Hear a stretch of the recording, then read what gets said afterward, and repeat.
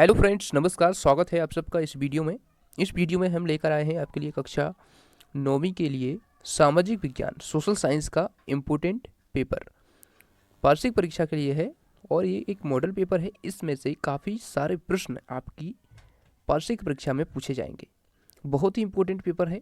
साथ ही हम वस्तुनिष्ठ प्रश्न इसमें देख रहे हैं, उनके आंसर सहित, और बाकी के क्वेश्चन भी बहुत ही इंपॉर्टेंट क्वेश्चन इस पेपर में डाले गए हैं। लेटेस्ट ब्लूप्रिंट जो आपका है अभी 2020-21 के लिए जो ब्लूप्रिंट जारी किया गया है, 2020-21 के लिए जो ब्लूप्रिंट जारी किया गया है उसी के आधार पर ये पेपर तैयार किया गया है। और इसमें सभी प्रश्न जो हैं आने वाले सिलेबस यानी 70% जो सिलेबस आपका आएगा उसी में से प्रश्न डाले गए हैं। बाकी जो सिलेबस हटाया गया है उसमें से प्रश्न एक भी नहीं है। तो बहुत ही इम्पोर्टेंट क्वेश्चन पेपर है ये। तो चलिए हम शुरू करते हैं और सभी क्वेश्चन को देखते हैं। सबसे पहला जो क्वेश्चन है इसमें सही विकल्प चुनिए।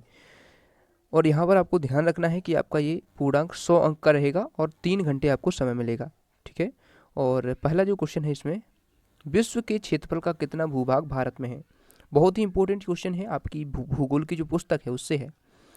तो इसका आंसर है 2.4%। 2.4% क्षेत्रफल विश्व के कुल क्षेत्रफल का भारत में है।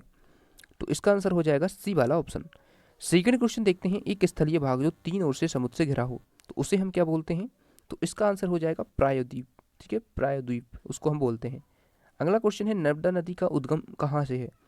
तो इसका आंसर आप बताइए। कमेंट बॉक्स के माध्यम से आंसर बता सकते हैं यदि आपको पता है। तो इसका आंसर है अमरकंटक।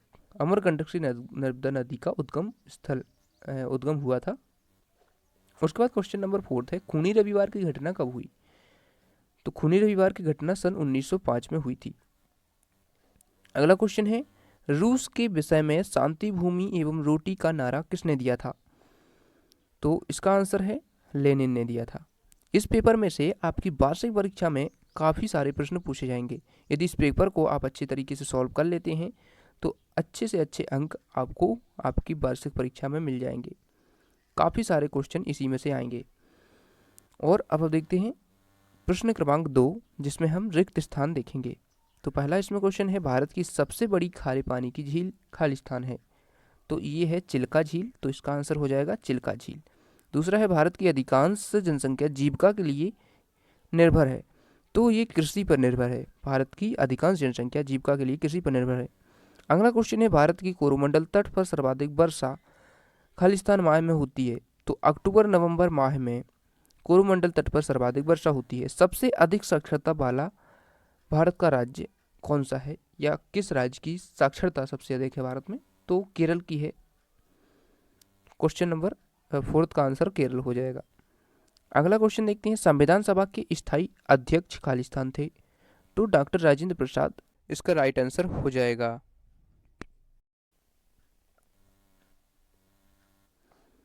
क्वेश्चन नंबर 3 है, सही जोड़ी बनाइए। सही जोड़ी में आपको क्वेश्चन देख लेना है सभी और इसके आंसर खुद देने का प्रयत्न कीजिए यदि आपको पता है तो।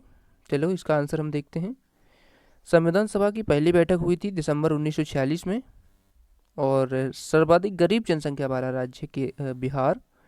और देश में कानून बनाने का अधिकार संसद को होता है। मैन कैंप के रचयिता एडोल्फ हिटलर हैं और तेज चलने वाली हवाएं या पवनें जेट स्ट्रीम कहलाती हैं।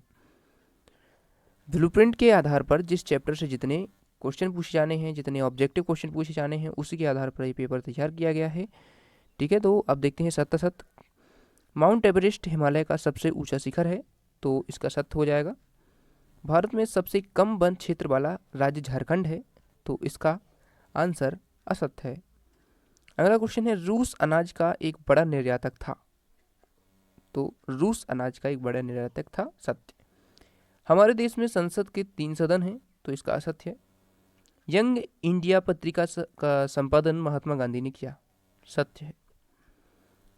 बहुत ही इंपॉर्टेंट क्वेश्चन है ये, इनको आप अच्छे से याद करिए। अब देखते हैं एक शब्द या वाक्य में उत्तर। पहला क्वेश्चन है, भारत में मौलिक अधिकारों का संरक्षक कौन है। सर्वोच्च न्यायालय इसका आंसर है। दूसरा क्वेश्चन है, अपर हाउस किसे कहा जाता है। इसका आंसर है राज्यसभा को अपर हाउस कहा जाता है। अगला क्वेश्चन अब देखते हैं, स्वर्ण जयंती ग्राम रोजगार योजना का प्रारंभ किस वर्ष हुआ। तो इसका आंसर है वर्ष 2004 में। पहला विश्व युद्ध कब हुआ। अगस्त 1914 में।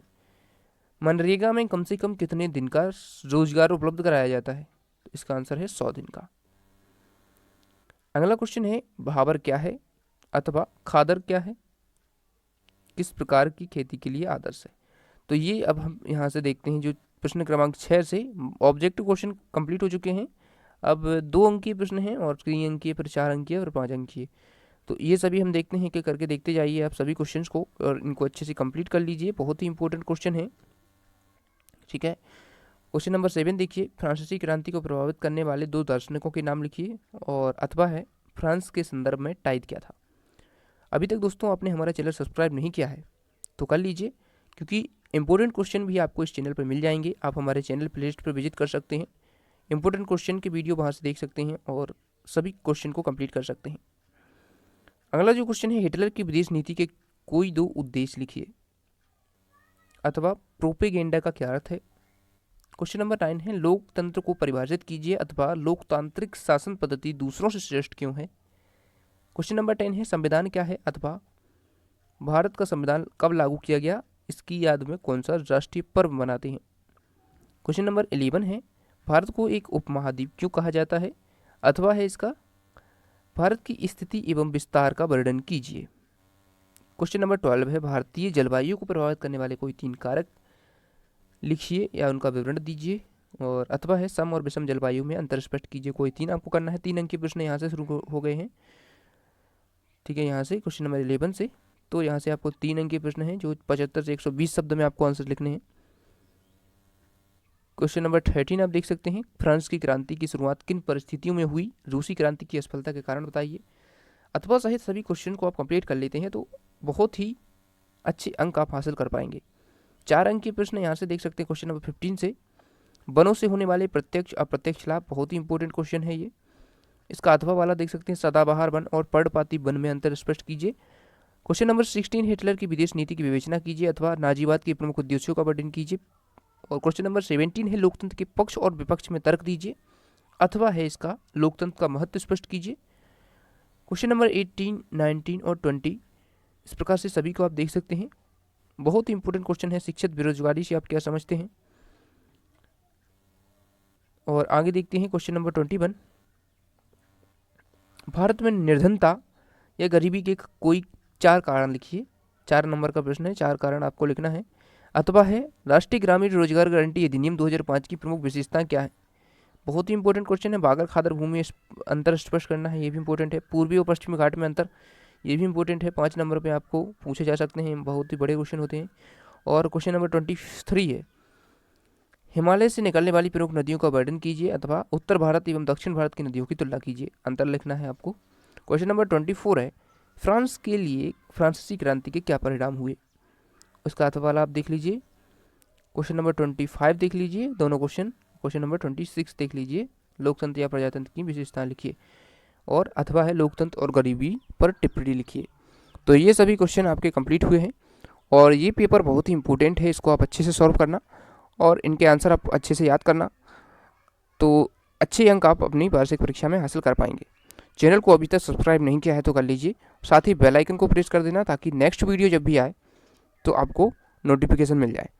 बाकी के सब्जेक्ट के भी इंपॉर्टेंट पेपर इसी प्रकार आपको प्रोवाइड कराए जाएंगे, और इंपॉर्टेंट क्वेश्चन तो प्रोवाइड करा दिए गए हैं, वहाँ से आप चैनल प्लेलिस्ट पर देख सकते हैं, वहाँ से सभी क्वेश्चन पेपर और important question. Thanks for watching, मिलते हैं नेक्स्ट वीडियो में।